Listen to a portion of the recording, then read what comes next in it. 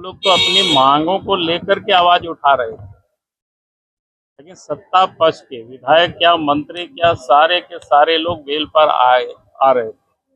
बल्कि हम लोगों से पहले वो सारे लोग वहां आ रहे थे।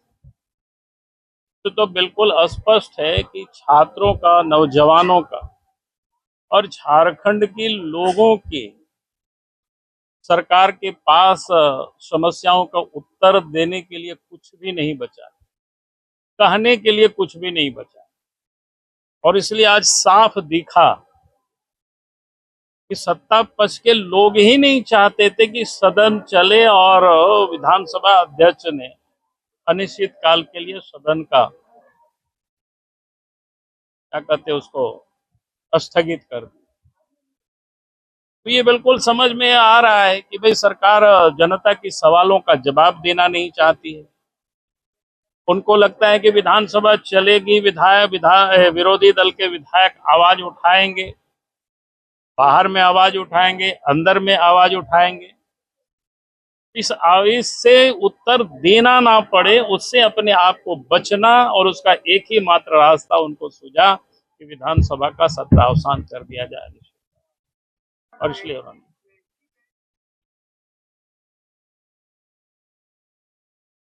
वही मैं कह रहा हूं, पहले तो ट्रेजरी बेंच के ही लोग आ रहे थे।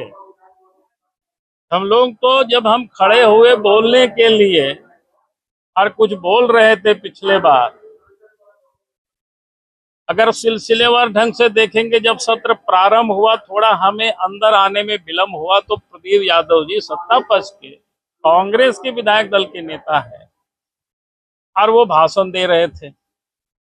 लेकिन जैसे ही सदन में हम सब लोग पहुंचे, अंदर घुसे, तो फिर सत्ता पक्ष के लोग ही हम लोगों से कहीं पहले वो लोग बेल पर चले आए।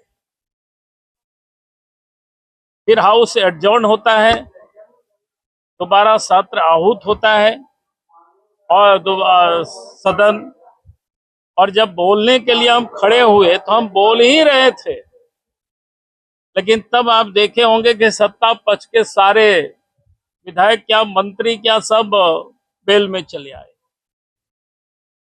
और इस समय भी हम सब लोग तो विरोध कर रहे थे, मुख्यमंत्री बाएं दाएं भाषण दे रहे थे। यहाँ तो एक ही बात था कि भाई पूरे मामलों की जांच हम सीबीआई से कराएंगे।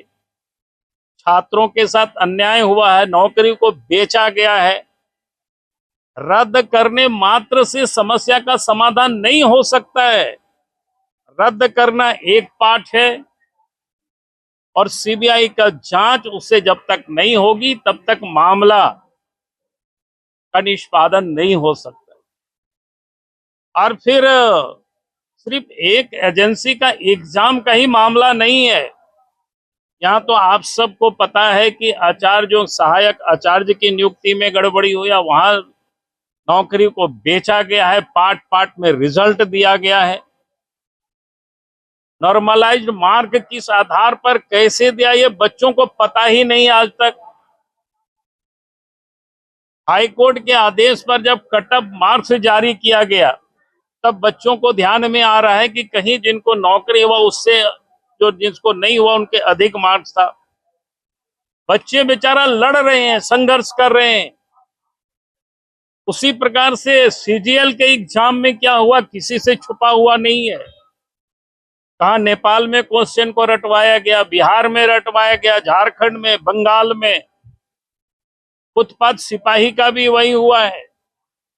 कहा तमाड़ में क्वेश्चन को रटवाया जा रहा था। और इतना ही नहीं, माध्यमिक शिक्षक का भी यही हुआ। आज भी माध्यमिक शिक्षक के और पीजीटी के शिक्षक का, जिन लोगों ने एग्जाम दिया था, वो आकर के हमें आज भी आवेदन दिया है। आज भी उसका कोई कट ऑफ मार्क्स जारी नहीं किया है, पार्ट पार्ट में लोगों को बुलाता है। कहने का अर्थ है, चाहे जीपीएससी हो, चाहे जेसीसी हो, पिछले 5-6 वर्षों में जो एग्जाम हुए हैं, सिर्फ और सिर्फ वसूली के लिए हुआ है। और इसीलिए छात्र, नौजवान झारखंड ये मांग कर रही है, अब उसको रद्द करते हुए अब सीबीआई से जांच कराइए। अब सीबीआई जांच से क्यों डर रहे हो? मुख्यमंत्री कह रहे कहीं गड़बड़ी नहीं हुई है, तो फिर इतने लोगों की तो गिरफ्तारी हो चुकी है। और आज भी जिस जेसीसी में जो गड़बड़ी हुई है, वहां उनके सचिव है, प्रभारी चेयरमैन प्रशांत कुमार, आखिर वो कर क्या रहे थे? उनके ऊपर कार्रवाई क्यों नहीं हो रही है? ये तो बिल्कुल साफ है। जेसीसी में चाहे जेपीएससी में जितनी भी एग्जाम इन 5-6 वर्षों में कंडक्ट की गई है, सभी का नौकरी को बेचा गया, पैसे से बेचा गया।